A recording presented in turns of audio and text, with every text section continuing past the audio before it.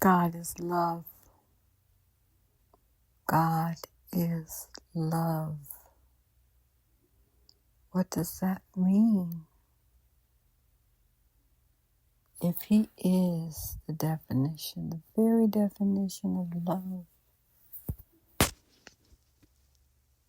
then all the things we know about expressing emotions and feelings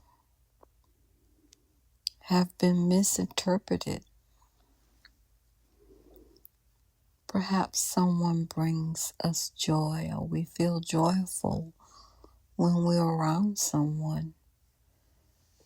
Maybe we like their actions, how they respond to things, or how they go about doing things. We enjoy their presence. Perhaps we admire the way they look, the way they conduct themselves, their conversation. But does that have anything to do with love? Our selections in life does not validate who God is. In fact, we can judge good by thinking and making a decision that a person is good. We can judge them for being a good person based on our understanding. Many people that left the industry, whether it be music or whether it be film, television, radio, they found a different life that, or a place in life that they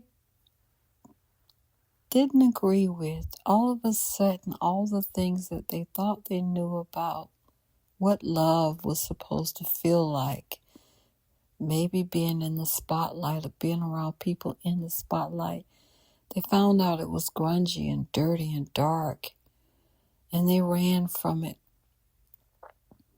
But they made a judgment that that was a perfect place. That was the place to be. That was the place, the apple pie, the golden sky that was going to cause everything to be okay and all right.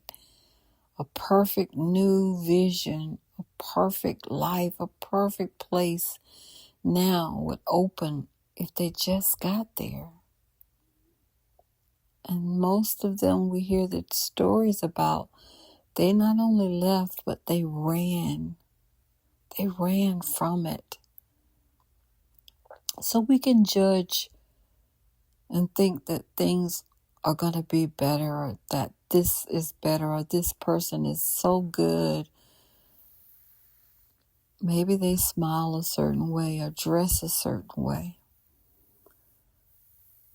But what God calls good and who He is as far as love itself is a caliber that we have to continue to open our heart and mind to come up to that place of understanding who He is.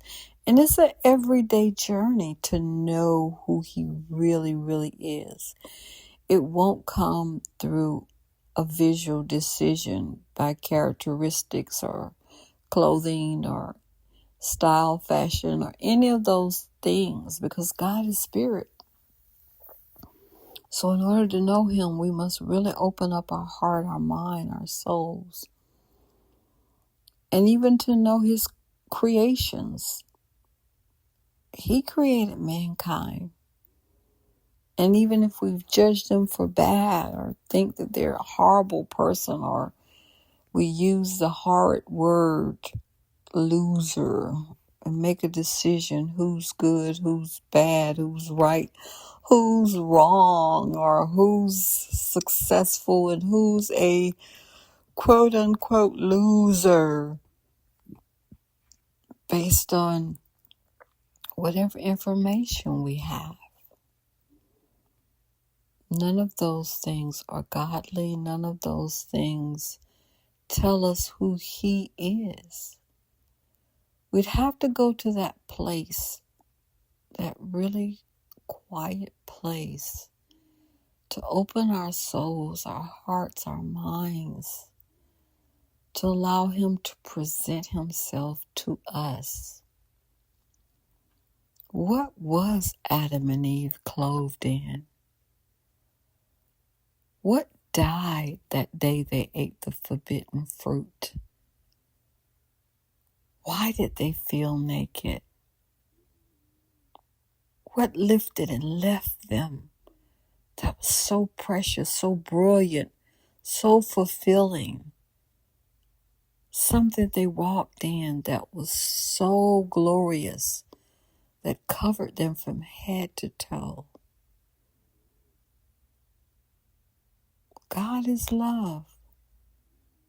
To open our understanding to that aspect, go to that level to receive attribute that will ascend us to that next place, that next level that goes beyond tangible or the five senses that we have. And that would be the only way we could really start to understand Him, to press past our five senses that we have been taught, trained, and seen throughout a lifetime, that we are to rely on. Knowing God has nothing to do with those senses. They're just a gift from God, an added gift that He has given to us. But He never intended for us to rely on those senses, because those senses will keep us sometimes, many times, most cases, they keep us from understanding and receiving who God is, what goes beyond, beyond, beyond. What makes 5 loaves of bread and 2 fish feed thousands, multitudes of people? What makes gravity to be defined, something we rely on, but we don't see it? But the more we accept it, we start to see it. Their gravity's pulling their face down. Look at them. They're getting wrinkly. They're getting old. Gravity is pulling their bodies down. They're getting shorter. They're shrinking. Gravity won't allow you to jump up but so far. You can jump up, but what goes up has to come down. All these principles and laws, those are spiritual. But if we believe it, we will have it. But Jesus walked on water. I believe this was the same clothing that Adam and Eve walked in. The clothing that caused them to walk on water. It was gone from them once they ate the forbidden fruit. They were naked. They died. They took on what we know now as a body. They started to rely on their 5 senses. But God is love. To be clothed in His righteousness, His light, His pure love is something that goes beyond what we manifest in the natural, in our flesh.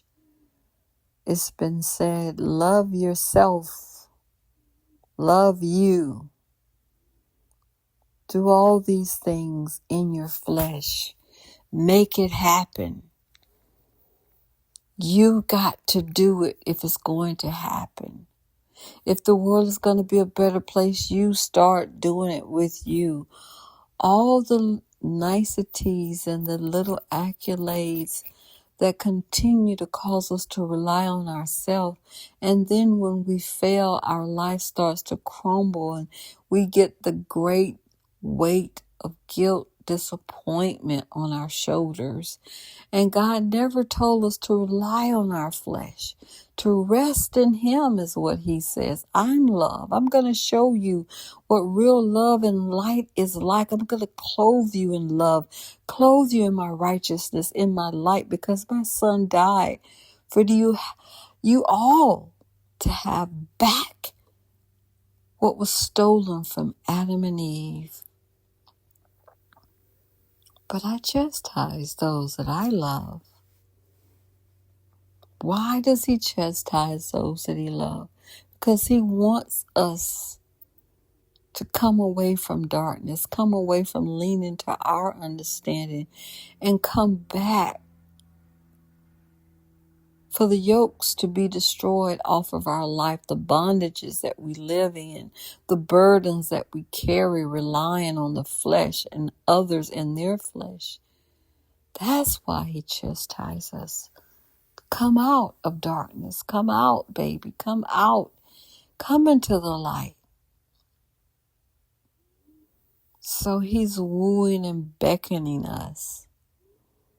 And when we see our brothers and sisters in bondage, He doesn't want us to despise them. If you've been liberated, you automatically won't despise or hate or label with hard words like losers and all these things.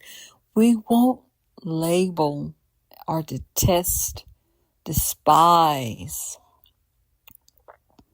God's creation.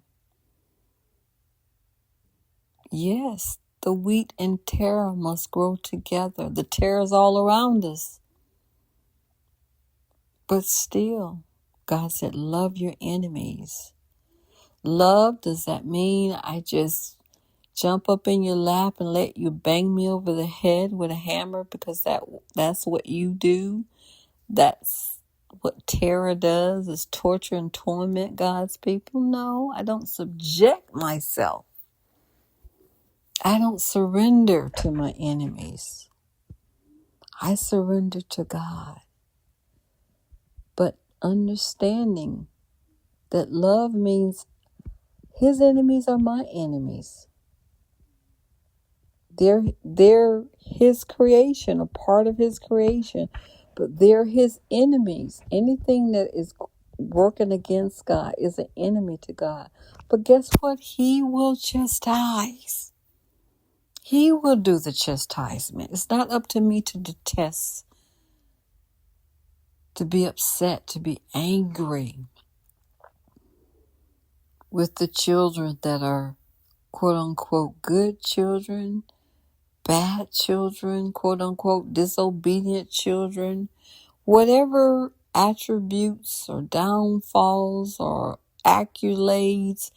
It's not for me to have a judgment, whether it be good or bad, what we call good or what we call bad.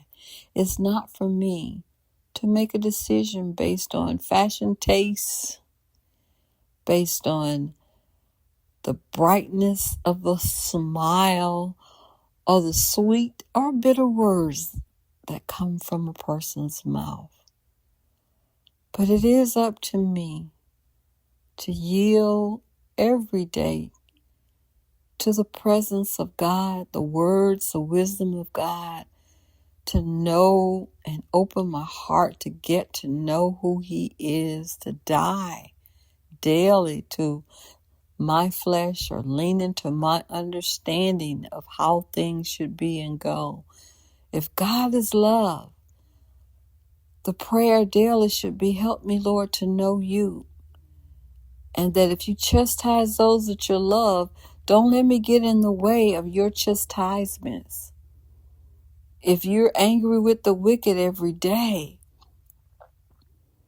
don't let me get in your way. If you discipline your children, don't let me despise or try to be an advocate when you are moving by your spirit on those that you love. Don't let me be one to try to snatch someone out of what they need to walk through to come out as pure gold. Help me should be our daily cry to receive my own process and what you're teaching, guiding, and woodshedding off of me, burning with your holy fire off of me, scorching off of me, so that I can be free from every stronghold and band of wickedness. God is love. Then let's trust the process for ourselves and for God's people. In Jesus' name.